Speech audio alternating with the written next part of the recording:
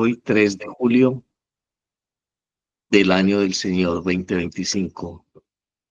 Una vez más con ustedes el obispo Alejandro Guevara de la Comunión Anglicana Emanuel, miembros de la Iglesia Anglicana de Continuación en el mundo entero.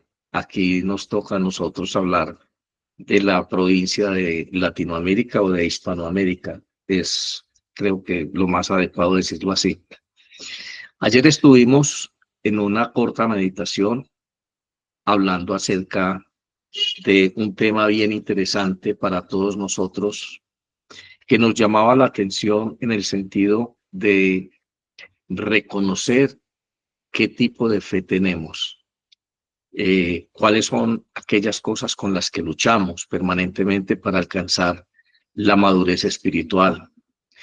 Decíamos que luchamos siempre contra el mundo, el demonio y la carne. Eso es una frase que ya se ha apostillado mucho y está muy común en todos nosotros. Hemos escuchado hablar bastante acerca de eso. Pero ¿qué significa realmente luchar contra el mundo? ¿Qué significa luchar contra el demonio y con nuestra propia naturaleza? Decíamos, para resumir, que nuestra naturaleza pecaminosa, que Dios perdona, borra y elimina en el momento en que nosotros entramos en comunión con Él, después de tener una comprensión meridiana de lo que significa el sacrificio de Cristo en la cruz. Es un proceso, no es algo que Dios vaya a hacer inmediatamente, o sea, no es algo mágico que sucede en mí. Cuando acepto a Jesús en mi corazón, entonces ya dejé de pecar, ya dejé de tener tentaciones, ya dejé de tener... No, lo que sucede es que el Espíritu Santo llega a mi corazón, afecta mi conciencia y despierta la inteligencia y la conciencia espiritual. Hay una opción muy fuerte en mí que hace que mi voluntad no esté sujeta necesariamente a la esclavitud del pecado. A partir de ese momento puedo elegir con toda libertad no pecar, y eso ya va a depender de mí. Si yo hice ese pacto con Dios, si yo entré en ese pacto con Dios consciente de lo que Jesús propició en la cruz para mí, tengo que ser el discípulo de Cristo y hacer lo que Él hizo. Cada minuto, cada segundo de su existencia, Jesús decidió no pecar. Dios no lo hizo por Él, Él decidió no pecar. La prueba está el relato de las tentaciones, de la tentación en el desierto, aquel famoso episodio del Evangelio que nos dice cómo fue tentado Jesús en el desierto antes de empezar su vida pública. Bueno, comprendido eso, entonces nosotros hoy queremos hablar un poquito acerca de esa necesidad imperiosa que tenemos de ser fortalecidos, de tener siempre a Dios presente en nuestra vida diaria, en nuestro devenir cotidiano. Cada uno de nosotros tiene problemas, tiene dificultades. Hoy cada uno de nosotros debe tener una petición muy especial que pedirle a Dios. Las peticiones son de muchos tipos. Puede ser una necesidad que tengamos económica, una necesidad de empleo. Quizá estemos necesitando salud física. Quizá estamos luchando contra un imposible. Quizá estamos nosotros necesitando fuerza espiritual. Quizá nosotros estamos teniendo esa conciencia espiritual que nos dice, debes dejar de mentir, debes dejar de hacer esto. No sé cuál sea tu necesidad, cuál sea la prioridad de tus necesidades. Caemos en el error de tener siempre priorizadas nuestras necesidades físicas, materiales, que nos brindan un bienestar, una vida sin problemas, que queremos, perdón, obtener una vida sin problemas en este mundo antes que las necesidades espirituales. Lo único que estamos haciendo es procrastinando, dejando para después atender las necesidades espirituales cuando ya no sea posible hacerlo. Necesitamos entonces tener un equilibrio en nuestra oración, decirle a Dios cuáles son nuestras necesidades físicas, pero el modelo bíblico nos enseña primero a ponernos en paz con Dios. Y es por eso que nosotros siempre empezamos haciendo una oración de súplica de perdón, porque nada impuro puede presentarse delante de Dios. Vamos hoy a reflexionar un poquito acerca de eso. La Eucaristía inicia siempre con una reflexión, con una oración de perdón. Todo acto litúrgico, toda actividad nuestra delante de Dios debe iniciar haciendo una súplica de perdón por nuestras transgresiones, porque somos humanos, porque no hay forma de que nosotros nos presentemos delante de Dios con la debida pureza que esto requiere, a menos que estemos cubiertos por su gracia, por su perdón, por su amor benevolente. No podríamos estar en la presencia de Dios. Empezamos entonces hoy en el nombre del Padre, del Hijo y del Espíritu Santo, pidiéndole a Dios que nos perdone de esta manera. Amado Padre, estamos en tu presencia, conscientes de nuestra naturaleza pecaminosa y conscientes de tu santidad. No podemos estar en tu presencia de una manera inadvertida, inadecuadamente, porque seríamos fulminados por tu santidad. Padre Santo, hoy imploramos tu perdón, la limpieza de nuestra alma. Por mínimo que haya sido nuestro error, perdónalo, Señor, porque cualquier cosa que hagamos que no corresponda a tu santidad ya es un impedimento para estar en tu presencia. Solamente tú conoces nuestro corazón. Solamente tú vas más allá de nuestro nivel de conciencia y sabes qué cosas hay en nosotros que nos separan de ti. Acudimos a tu perdón en el nombre de Cristo Jesús. Amén y amén. Iniciamos entonces con la lectura de un texto bíblico en el Evangelio de Lucas, en el capítulo 17. Allí Jesús está haciendo una advertencia a sus discípulos y dice así: Jesús dijo a sus discípulos, es inevitable que vengan tropiezos, pero ay de aquel por quien vienen. Mejor le sería si se colgara de una piedra de molino al cuello y fuera arrojado al mar, que hacer tropezar a uno de estos pequeños. Tengan cuidado. Si tu hermano peca, repréndelo. Si se arrepiente, perdónalo. Y si peca contra ti 7 veces al día y vuelve a ti 7 veces diciendo, me arrepiento, perdónalo. Y los apóstoles dijeron al Señor, aumentanos la fe. Entonces el Señor dijo, si tuvierais fe como un grano de mostaza, dirías a este sicómoro, a esta montaña, desarráigate y plántate en el mar, y os obedecería. ¿Quién de vosotros tiene un siervo arando o pastoreando ovejas, y cuando regresa del campo le dice, ven enseguida y siéntate a comer? ¿No le dirás más bien, prepárame algo de cenar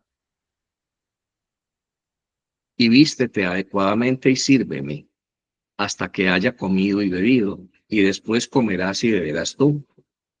¿Acaso le darás gracias al siervo porque hizo lo que se le había ordenado? Así también vosotros, cuando hayáis hecho lo que se os ha ordenado, decid, siervos inútiles somos, hemos hecho solo lo que debíamos de haber hecho. Bueno, recuerdan ustedes que la oración de penitencia de nuestra liturgia en las mañanas siempre habla acerca de esto. Hemos hecho lo que no debíamos de hacer y hemos dejado de hacer lo que debíamos haber hecho. Casi no lo digo. Bueno, es este pensamiento del Evangelio de Lucas que Jesús deja allí plasmado lo que nos inspira a orar de esa manera. Pero hablábamos en hilación con el tema de ayer de aquellas cosas que a nosotros se nos oponen en el crecimiento espiritual.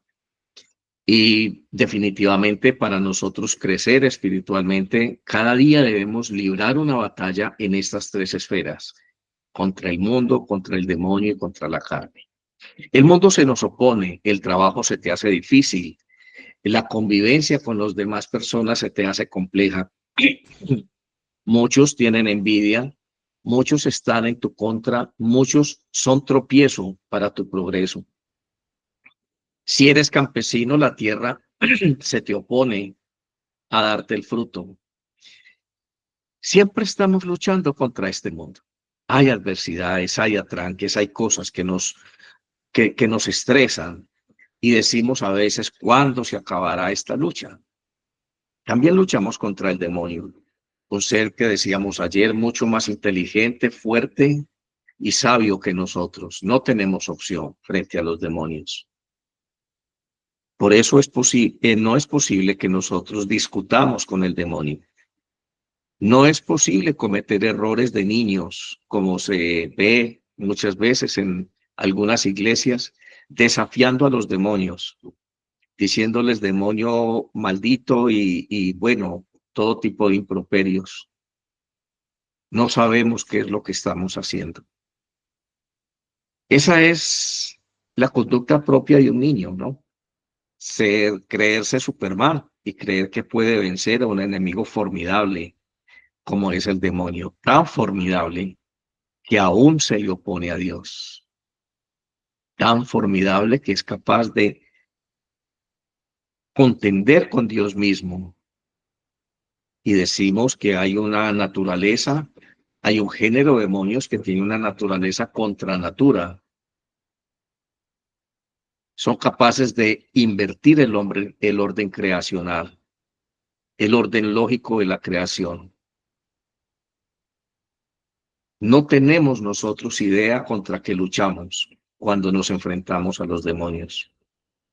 Así que es importante para nosotros entender que esa lucha con el demonio debe ser enmarcada en el modelo que Jesús nos enseñó. Cada vez que en el desierto el demonio le hablaba a Jesús y le proponía algo, Jesús nunca le respondió con palabras producto de su inteligencia. Siempre le respondió, con palabras de Dios, con lo que dice la Escritura. Por eso para Jesús era tan importante citar las Escrituras. Y citar las Escrituras es un tema vital en tu lucha contra Satanás. Si tú no puedes citar las Escrituras de memoria, si tú no tienes guardado algo de la palabra de Dios en tu corazón, no tienes respuesta para Satanás. Cuando Satanás te trae a la mente un pensamiento de lujuria o de lascivia, si tú no conoces siquiera el quinto mandamiento que te dice no hacer actos impuros, no fornicar, no adulterar, entonces no tienes cómo responderle a Satanás. Cuando te llegue ese pensamiento, esa invitación de tu carne a tu mente, tú tienes que afianzarte en la palabra de Dios y decirte, oh alma mía, no desees el pecado. Y a ti te digo, Satanás, no provoques mi alma, porque Dios dice no pecar en fornicación y en adulterio. Cuando tú le respondes así, él está desarmado. Ese es el modelo que Jesús nos enseñó.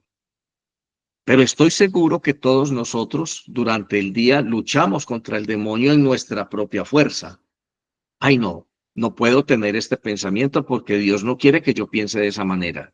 Ay, no, yo no voy a seguir mirando a Julanito o a Peranita con esta visión que tengo, con esta idea que tengo de su cuerpo, de ese énfasis en su forma de hablar, en su sensualidad, porque Dios no quiere que la mire así. En tu fuerza estás perdida o estás perdido. El solo hecho de decir esas palabras ya es un coqueteo muy, muy delicado con esa situación que Satanás está poniendo en tu mente. Tenemos que ser radicales, pero para poder contender contra Satanás no hay sino una sola forma de hacerlo, y es con la palabra de Dios. porque es lo contrario. La naturaleza de Satanás es una naturaleza de mentira, de odio, de rencilla, de engaño. La naturaleza de Dios es todo lo contrario. Así que tú no puedes vencer a Satanás coqueteando o razonando en términos humanos. Por más que le estés diciendo que no, estás dialogando con él, estás perdido. Tú tienes que poner el sentido contrario a su naturaleza en su presencia. Hablarle con la naturaleza de Dios. De la única manera que tú vences a Satanás en cualquier tentación es apelando a la naturaleza santa de Dios en ti. Es ahí donde cobra sentido que tú hayas recibido a Jesucristo en tu corazón. Es ahí donde hace sentido que tú hayas entendido lo que realmente hizo Jesús en la cruz. Si de alguna manera tú hiciste un pacto con Dios, recibiste a Jesús en tu corazón y comprendes lo que Él hizo en la cruz, pero en tu diálogo, en tu interacción diaria con Satanás, porque es inevitable, no tiene eso sentido real y práctico en tu vida, entonces tú eres un pagano, así de sencillo. Estás intentando a través de filosofías, ideas tuyas, metodologías, rituales, vencer al maligno o someter a Dios. En el paganismo los sacrificios rituales tenían la orientación de doblegar la ira de los dioses, agradar a los dioses para que ellos usen su poder a favor de las personas que hacían ciertos rituales. Y eso es lo que hacemos en la práctica católica y quizá en la práctica cristiana. Siempre estamos intercambiando con Dios. Hay una malsana voz en nuestro interior que nos dice, tienes derecho a que Dios te bendiga porque tú haces buenas cosas, porque tú eres una buena persona y no hay nada bueno en nosotros. A Jesús le dijeron, leíamos en estos días en el Evangelio, maestro bueno.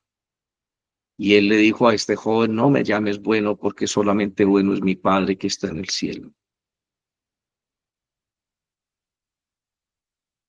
¿Cómo hacer nosotros para comprender este texto de Jesús a sus discípulos en el Evangelio de Lucas? Esta palabra, aumentamos la fe, esta petición de los discípulos de aumentarles la fe está entre dos ideas. La primera idea es no ser una piedra de tropiezo. Dice Jesús, es inevitable que vengan tropiezos, pero hay de aquel por quien vienen. Mejor le será si se colocara una piedra de molino en el cuello y fuera arrojado al mar que hacer tropezar a uno de estos pequeños. Antes de eso, Jesús había tomado a algunos niños y estaba hablando de ellos con los discípulos. Y entonces, ¿quién es un pequeño delante de Dios espiritualmente hablando? Un bebé, alguien que apenas acaba de nacer, alguien que está apenas comprendiendo lo que significa haber hecho un pacto de salvación con Jesús, haberlo recibido en su corazón. Alguien que apenas acaba de comprender lo que hizo Jesucristo en la cruz por él. Alguien que apenas está digiriendo la idea de ser una nueva persona. Es un bebé espiritual. Estos bebés espirituales están al cuidado de la iglesia, que es la madre espiritual. Es el obispo en la iglesia quien tiene que cuidar que esos bebés, a través de los servidores, de los siervos llamados sacerdotes y diáconos, puedan crecer, conocer y alimentarse de los elementos de la fe cristiana, que tengan la acción del Espíritu Santo, que se desarrolle Cristo en ellos. Esa es la dinámica de la iglesia, la acción pastoral de la iglesia. Y Jesús le está hablando a los discípulos, a los apóstoles, y les está diciendo, ay de aquel por quien venga el tropiezo a uno de estos pequeños. Y entonces es un mensaje muy serio a los líderes de la iglesia, que son piedra de tropiezo, que se apropian de los diezmos y de las ofrendas. aquellos líderes de la iglesia que son material de escándalo, ocasión de escándalo moral por su conducta sexual, por otro tipo de actividades que pueden desarrollar, que pueden acabar con la fe de toda una congregación. ¿Cuántas veces hemos visto esto? Pero me asusta más pensar cuántas cosas están ocultas que no conocemos.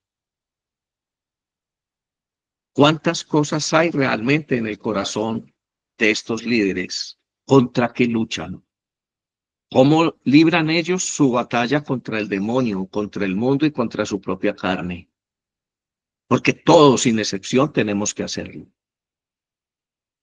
Por eso es importante esta pregunta que hacen los discípulos, los apóstoles. Ellos ven esta confrontación tan seria y le dicen a Jesús, aumentanos la fe. Y entonces Jesús les dice a ellos, si ustedes tuvieran fe como un grano de mostaza, le dirían a esta montaña que se separe y se tire al mar y ésta lo haría.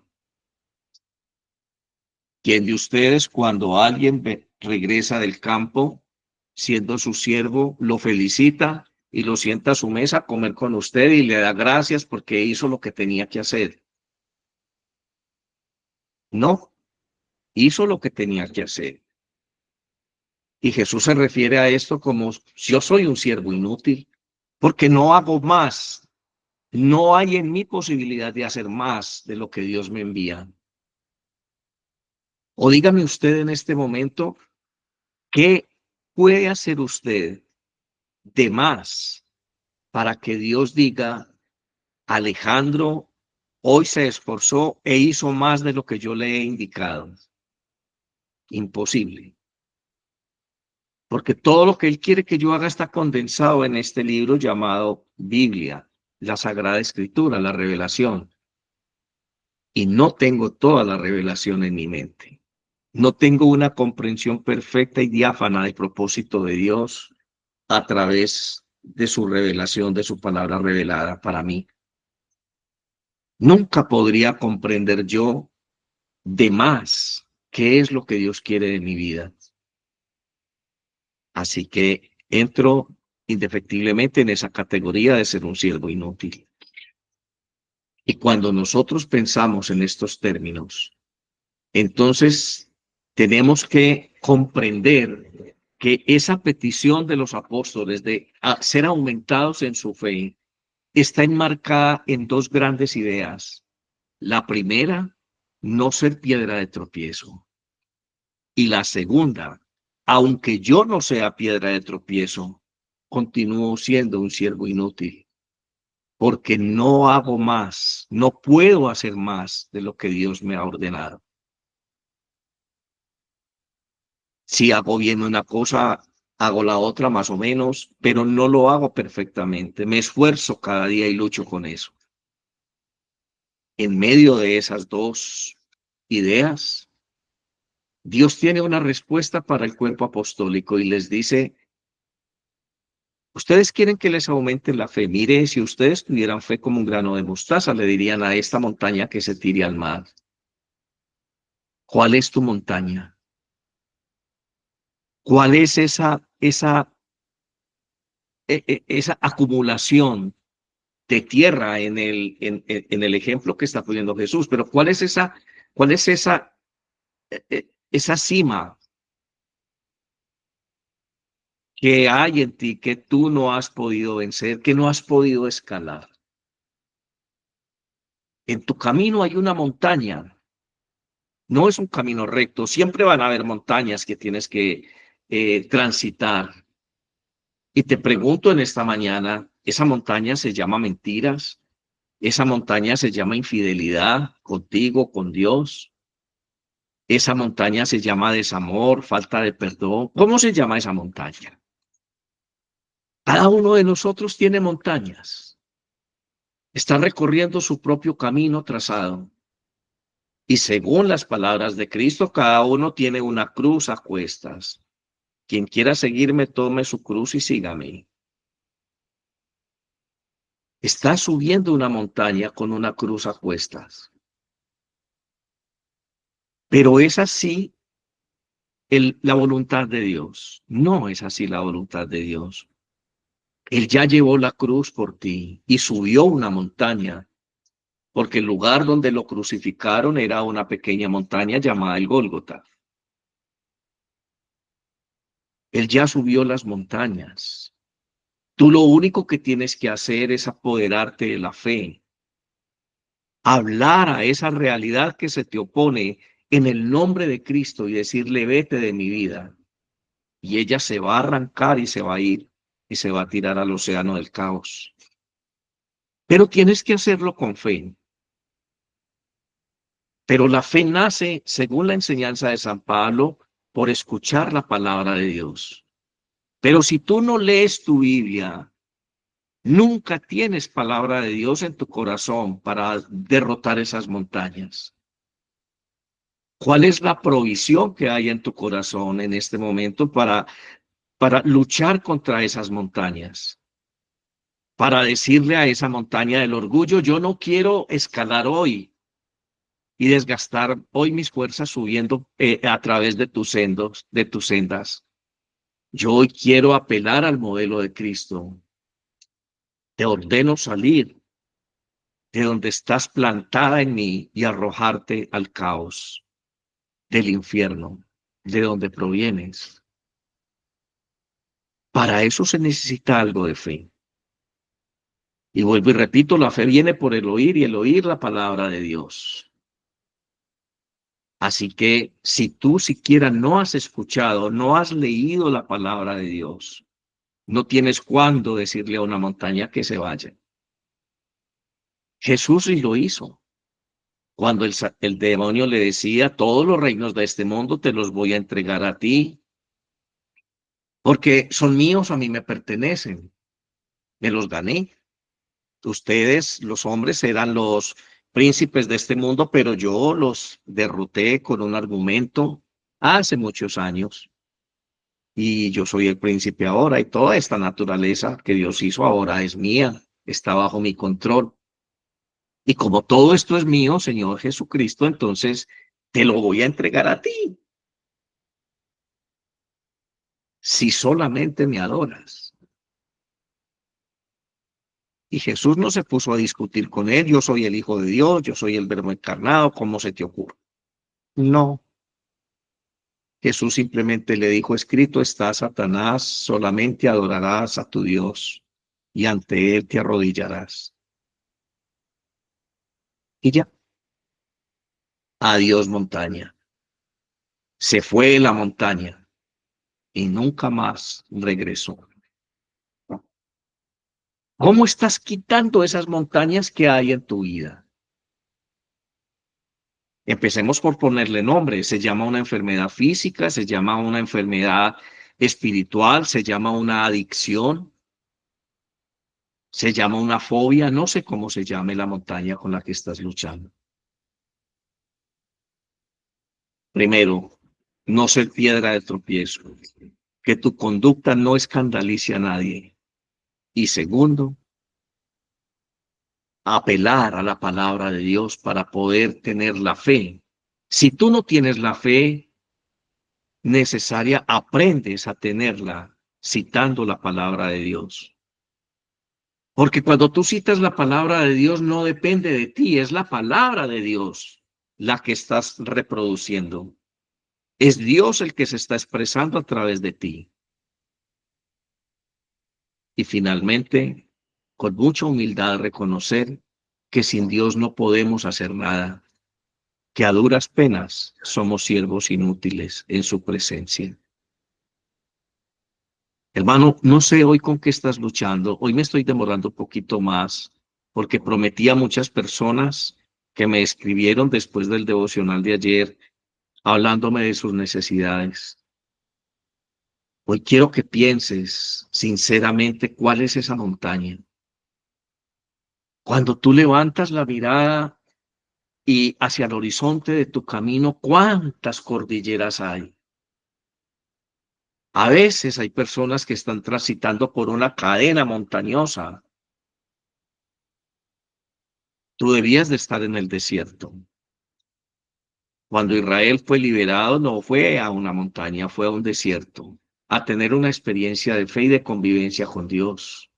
Es allí donde tú debes estar, camino a la tierra prometida, al cielo, no en un lugar montañoso y lleno de obstáculos. No es eso lo que enseña la Biblia.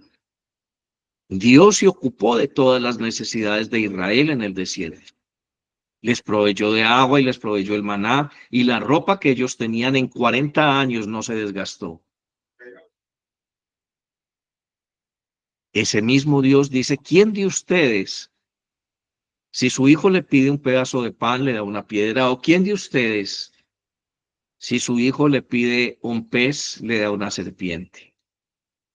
Si ustedes que son malos saben dar cosas buenas a sus hijos, ¿cuánto más su Padre que está en el cielo?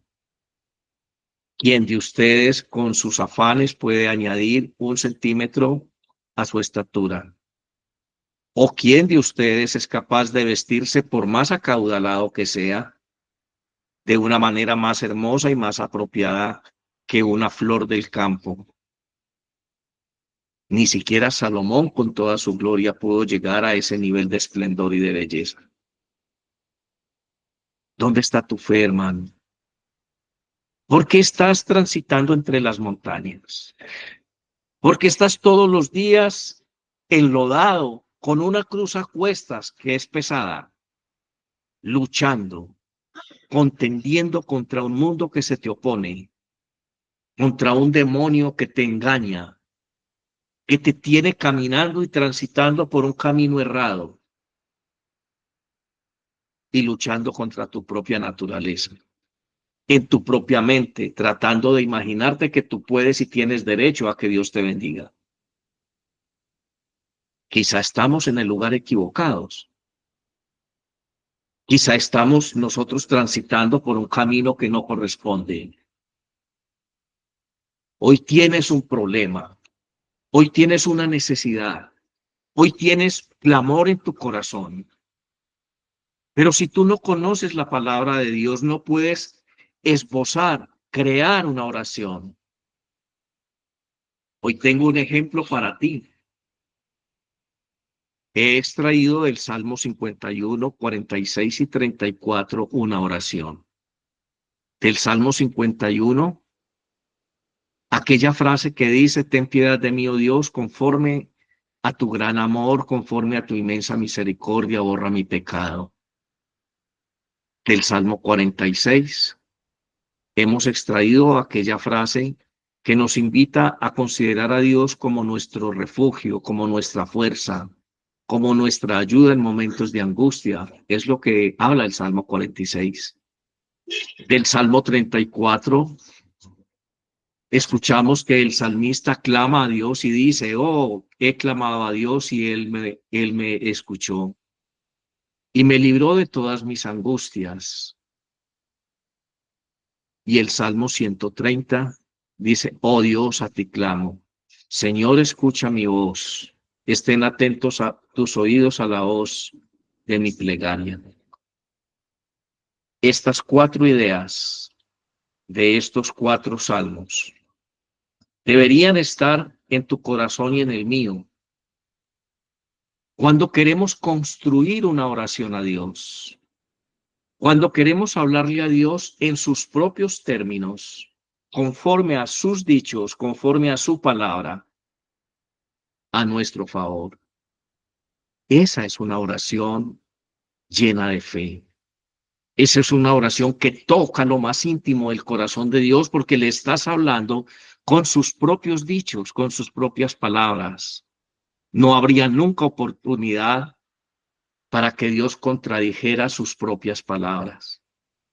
Él es santo y perfecto. Y es con esa misma forma en que tú le estás respondiendo al demonio y le estás ordenando a estas montañas que se vayan de tu vida. Así que vamos a hacer una oración en este momento. Les voy a pedir a todos que los que me han escrito, me han hablado de sus necesidades especiales. Cierra tus ojos en este momento, hermano. Vamos a tomarnos un minuto más para meditar en esto que necesitamos que salga de nuestra vida. Padre, hay muchas montañas en nuestro camino, porque hemos errado el sendero y no necesariamente estamos en el desierto, dependiendo de ti, de tu cuidado integral para nosotros. Hemos tomado nuestra cruz y nos hemos dirigido por un camino montañoso y difícil, y en nosotros no hay fuerzas. Esa montaña quizá es una enfermedad física, quizá es una necesidad apremiante en este momento.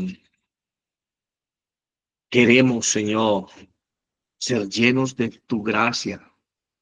Agradecemos este mensaje que hoy nos estás dando y te pedimos que escuches esta oración que hemos extraído de estos salmos que son tu palabra. Y digámosle a Dios así: clamo a ti, Señor, en mi angustia, escúchame. Desde lo profundo de mi ser, elevo mi voz hacia ti. Ten piedad de mí, oh Dios, conforme a tu gran amor, conforme a tu inmensa misericordia, borra mi pecado. Sé que mi necesidad es grande y mi fuerza flaquea, pero en ti confío, en tu poder que todo lo puede.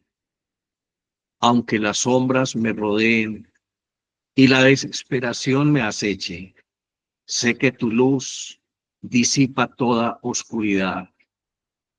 Fortalece mi espíritu, oh Dios, y renueva mi fe.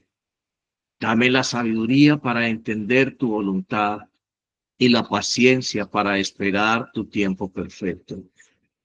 Que tu paz, que sobrepasa todo entendimiento, guarde mi corazón y mi mente.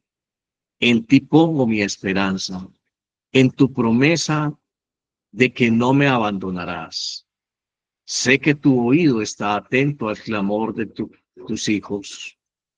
Por tu gran amor y fidelidad, te ruego, manifiesta tu poder en esta necesidad que hoy me agobia. Amén. Hermano, si usted quiere recibir una copia de esta oración, por favor escríbame al WhatsApp más 57 315 040 0589. Le pasaré un resumen de este devocional escrito solamente a quien lo solicite. Hoy le invito a considerar seriamente este mensaje en su vida. Necesitamos crecer espiritualmente, pero necesitamos comprender adecuadamente de qué manera luchamos contra el mundo, el demonio y la carne. Necesitamos tener la palabra de Dios viva en nuestro corazón y dejar que Él se exprese ante nuestras circunstancias, ante nuestras dificultades. Empodera a Dios en tu vida, hermano. Permítelo expresarse. ¿Qué piensa Él de tu enfermedad? ¿Qué piensa Él de tu angustia? ¿Qué piensa Él de ese problema serio que tú tienes? De esa dificultad espiritual que no te deja crecer. ¿Qué piensa Él de tu orgullo? ¿Qué piensa Él del hecho de no tener empleo? ¿Qué piensa Dios de todo eso? ¿Cuáles son tus montañas? Empezando porque no deberías estar caminando en las montañas. Debías estar caminando en el desierto. Alguien abrió un micrófono. Por favor, no lo vuelvan a hacer porque queda grabado. Vamos a orar para despedirnos. Padre, en el nombre de Jesús, te doy gracias en este instante por este mensaje de fe, por esta ocasión en la que puedes pastorear, aclarar nuestra mente, Señor. Permítenos ser dóciles, tener la humildad necesaria para saber que simplemente somos siervos inútiles. y el temor suficiente de tu nombre para no ser piedra de tropiezo para nadie.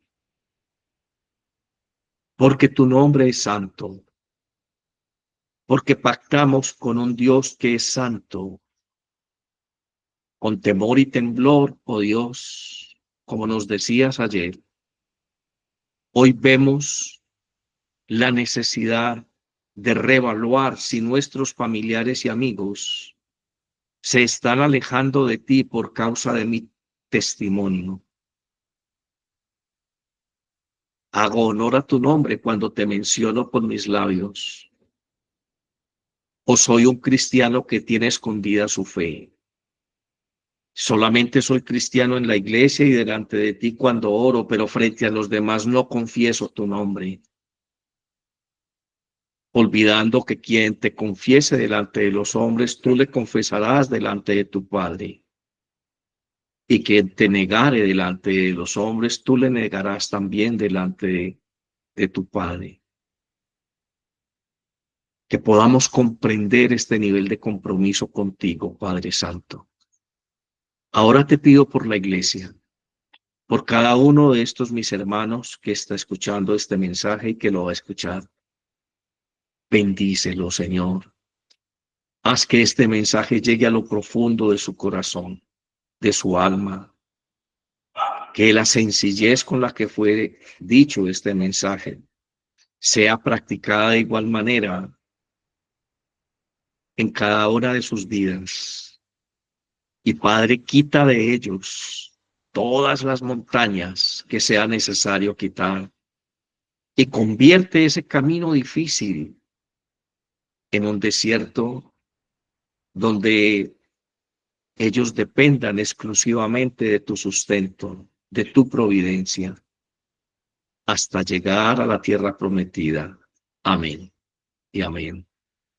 Dios les bendiga en el nombre del Padre, del Hijo y del Espíritu Santo. Que tengan un excelente día. Recuerden, quien quiera tener esta oración con estos extractos de estos salmos, por favor escríbame al WhatsApp más 57 315 040 0589. Muchísimas gracias. Dios les bendiga y les guarde. Mañana nos vemos a las 7 de la mañana como son. Feliz día y bendiciones.